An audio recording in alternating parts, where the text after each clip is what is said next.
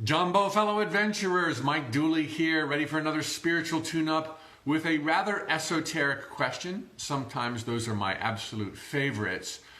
What does it mean to be multidimensional?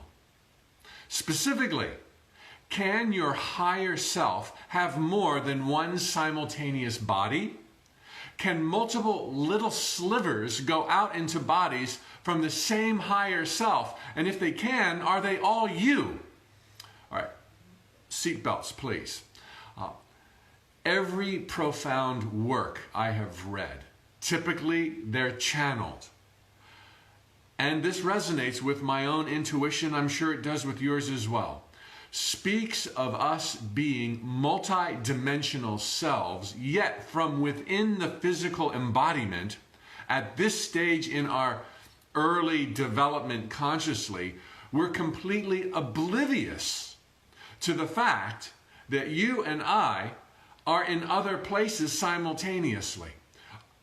If you will, we have reincarnational aspects alive today, in this time and space, in the past, in the future, and beyond reincarnational aspects, anything that's connected to our higher self, other offshoots, other questions, other creations, if you will, are also part of our creaturehood that we can draw wisdom and love and guidance from all the time.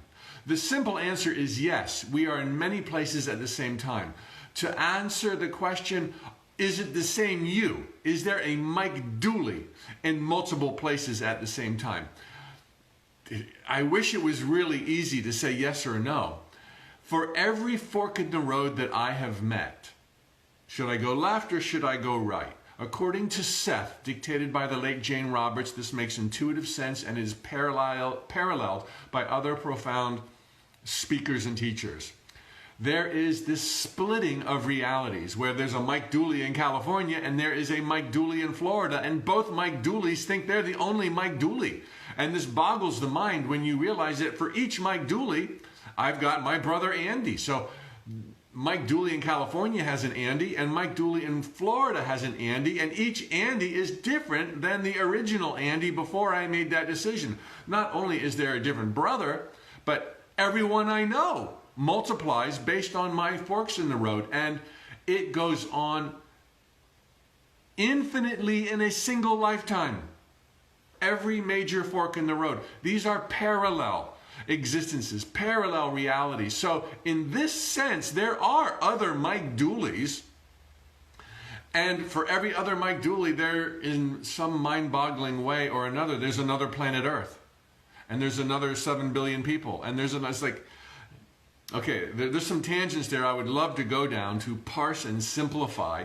Life is not what we think it is, but it's just too big a chunk to chew off right now. But without regard to those infinite layers of alternate Mike Dooleys, there are my reincarnational selves and other offshoots from my higher self. Let me describe that a little bit. When divine intelligence descended, going down is not a bad thing, descended, usually equated with mistakes or the devil or fall from grace, bunch of crap. When divine intelligence descended, now that whole metaphor implies location, distance, time, all of those are lies, but this is the best we can do, words slip and fail. When divine intelligence descended into matter, okay, it was prior to its descension everywhere, always at once. And once it descended everywhere, always at once, but now there's different focal points, almost like glass fracturing. Instantly, it's the same glass, but a million pieces, and it's all still one window pane. Or the roots of a tree. Now, over time, it goes down, but imagine that it could happen simultaneously.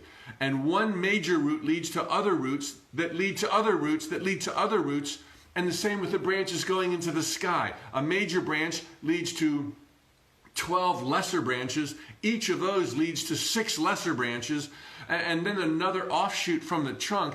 And this is not a tree. We're talking about divine intelligence. So infinity upwards and infinity downwards. And all of that is connected. All of that is one. All of that is God. But now for the descension and ascension, simultaneously, all good, there are different perspectives.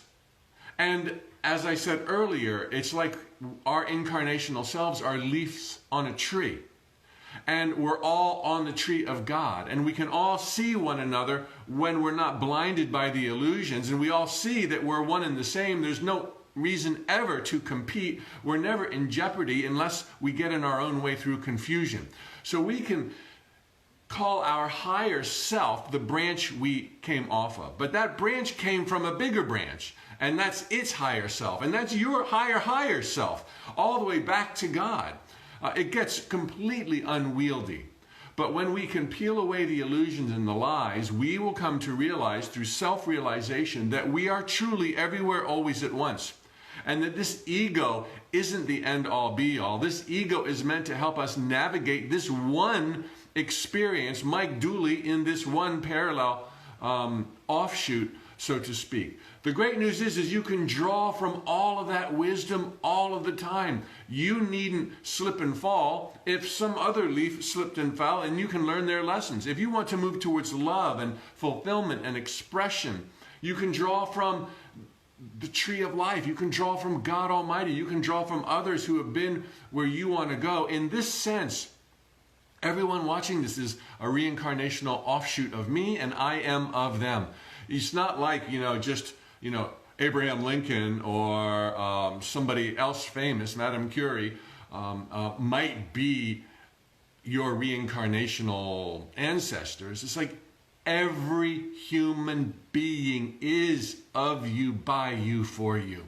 So then there were some spin-off questions that were kind of interesting. If that doesn't kind of already fill you to capacity, let's see here.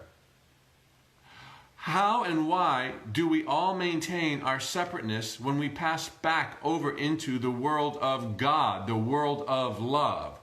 That question alone implies that there is only one place we can be at the same time. And so either we're individuals or we are merged back into God. I've tackled this before. It's really easy. Right now, your life is happening inside the mind of God. And yet you have your individuality. So when you merge back into God, why would you lose your individuality? I would say it's like a parked car. It's there when you want it as you blend back into God. And anytime you want to take this car out for a spin and be a little more Mike Dooley or a little more who you are, but it never dissolves. It never goes away. It never dies in that aspect.